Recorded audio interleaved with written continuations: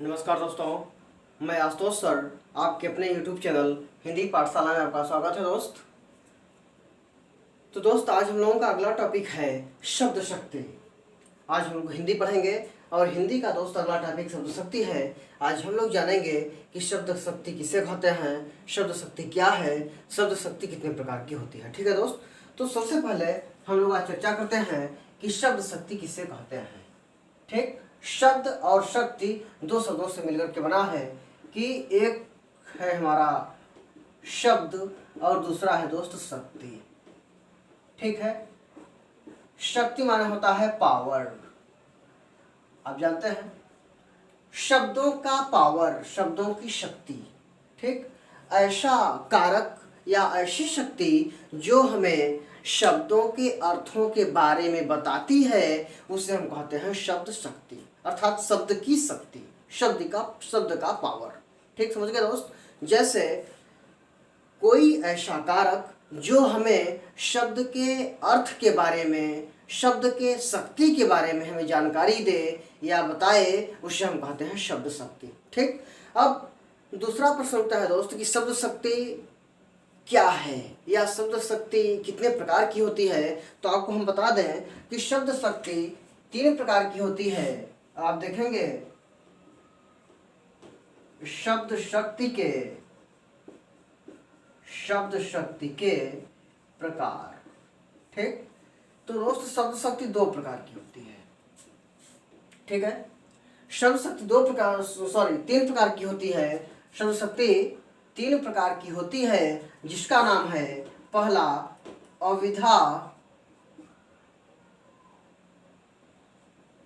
अभिधा, दूसरा लक्षणा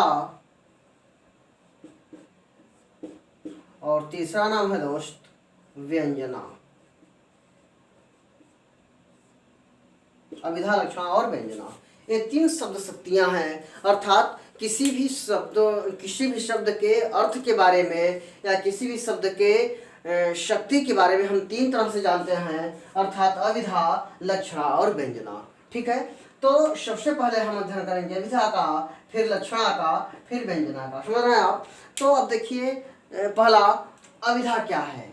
ऐसी शब्द शक्ति या ऐसा कारक जिसको हम साधारण भाषा में समझ लें, उसके अर्थ को हमें समझने में दिक्कत ना हो, परेशानी ना हो, वो साधारण हो, उन्हें कहते हैं दोस्तों अभिधा शब्द शक्ति। ठीक, जैसे मान लीजिए लिखा है कि राम घर जाता है, राम घर जाता है, या मोहन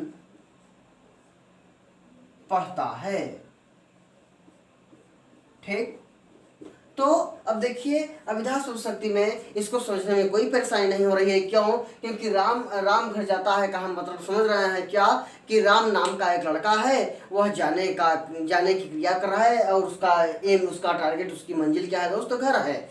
तो इस सेंटेंस को समझने में हमें कोई परेशानी नहीं हो रही है, हम साधारण भाषा में समझ ले रहे हैं, तो इससे हम कहते हैं दोस्त अभिधा शब्द शक्ति। दूसरा, मोहन पढ़ता है। मोहन नाम का एक लड़का है, वह क्या कार्य कर रहा है? वह पढ़ने का कार्य कर रहा है। ठीक है, तो कहने का मतलब है दोस्त कि जिन वाक्यों को हम साधारण भाषा में समझ लें, उन्हें समझने में हमें कोई दिक्कत परेशानी ना हो, तो उससे हम क्या कहते हैं? उसे कहते हैं अभिधा शब्द शक्ति। ठीक, दूसरा लेते हैं दोस्त। दूसरे शब्द शक्ति का नाम है लक्षणा। लक्षणा क्या है? ऐसा कारक या ऐसी शक्ति, ऐसा कारक या ऐसी शक्ति जिसको समझने में हमें लक्षण द्वारा उसके लक्षण प्राप्त हों, अर्थात ऐसी शक्ति जो अभिधा से द्वारा हम न समझ पाएं, अर्थात अभिधा शब्द शक्ति के द्वारा हम न समझ पाए, उसे लक्षणा कहते हैं। अर्थात ऐसी शब्द शक्ति में लक्षणों के द्वारा दिया जाता है दोस्त। जैसे अब इसका उदाहरण देंगे तो आप समझ जाएंगे। जैसे मान लीजिए लिखा है कि राम गधा है, राम गधा है। ठीक है, दूसरा एक और लेते हैं कि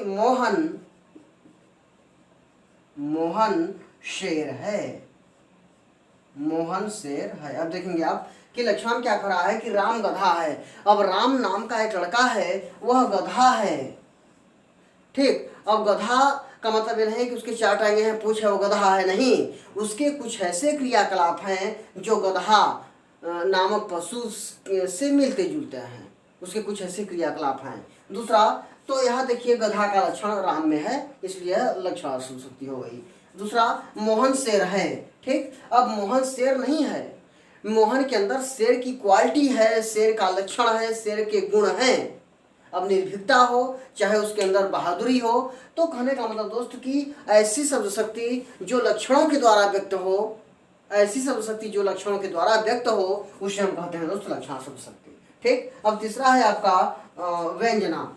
अब व्यंजना में अब आप समझेंगे कि व्यंजना किसे कहते हैं। व्यंजना को मैं बता रहा हूँ कि व्यंजना व्यंग के द्वारा बताई जाती है दोस्त। ऐसा कारक, ऐसी शब्द शक्ति जो व्यंगों के द्वारा हम समझें, व्यंगों के द्वारा हम समझें और समझने का तात्पर्य अलग अलग भावनाओं में हो, तो उसे हम क्या कहते हैं दोस्त, उसे हम कहते हैं व्यंजना शब्द शक्ति, ठीक। अब व्यंजना शब्द शक्ति जो है आप देख लीजिए कि व्यंजना शब्द शक्ति कहते किसे हैं। उदाहरण से आप समझेंगे कि जैसे मान लिखा है कि शाम हो गई है, शाम हो गई है, ठीक। समझ रहे हैं आपने, लिखा है क्या, शाम हो गई है। और दूसरा, सूर्य